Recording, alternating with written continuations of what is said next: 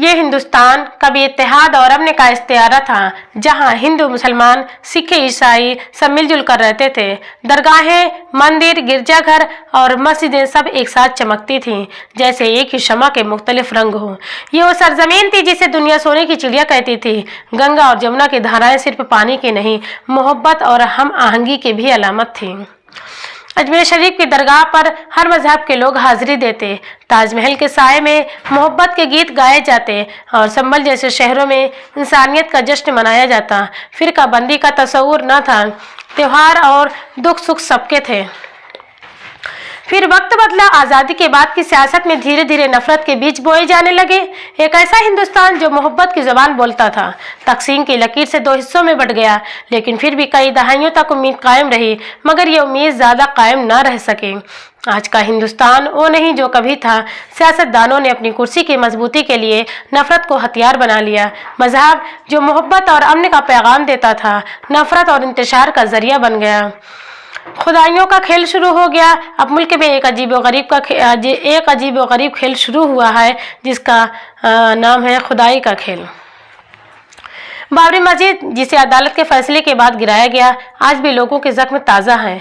अजमेर शरीफ की दरगाह के नीचे कुछ सबूत तलाश करने का बहाना किया जा रहा है।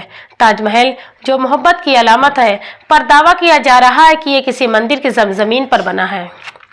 संभल जैसे पुरान शहरों को निशाना बनाकर वहां की तारीख के पुराने वर्क खंगाले जा रहे हैं। ये सब सिर्फ इसलिए कि लोगों के दरमियान नफरत की दीवारें खड़ी की जा सके।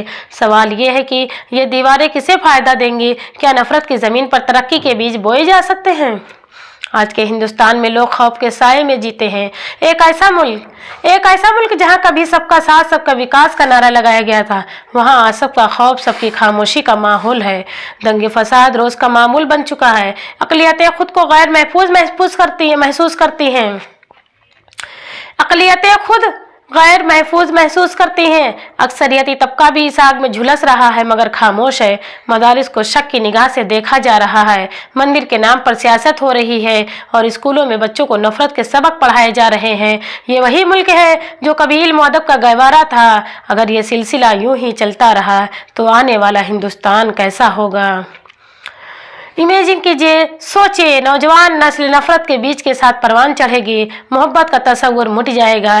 तालीम की जगह नफरत के फलसफे सिखाए जाएंगे। माशियत जो अमन और भाईचारे से तरक्की करती है, जवाल का शिकार हो जाएगी। दुनिया हिंदुस्तान को मोहब्बत की अलामत नहीं, बल्कि नफरत की सरजमीन के तौर पर याद करेगी।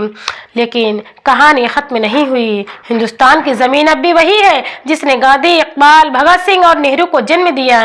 उम्मीद की एक किरण अब भी बाकी है। लोग सवाल कर रहे हैं, अपनी और आवाज बुलंद कर रहे हैं। यह मुल्क इस वक्त बच सकता है अगर हम सब नफरत को मुस्तरद कर दें, तारीख को मश्क करने की कोशिशों को नाकाम बना दें और मोहब्बत और भाईचारे की गंगा जमनी तहजीब को दोबारा जिंदा करें। ये कहानी सिर्फ एक माजी की याद दहानी नहीं, बल्कि एक सवाल भी है, क्या हम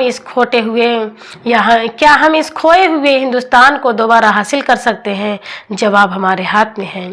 अगर हम अपने दिलों को नफरत से आज़ाद करें और मोहब्बत की शमा दोबारा रोशन करें, ये वो हिंदुस्तान है जिसका ख्वाब हम सब ने देखा था, और ये ख्वाब आप भी हकीकत बन सकता है अगर हम चाहें। शुक्रिया।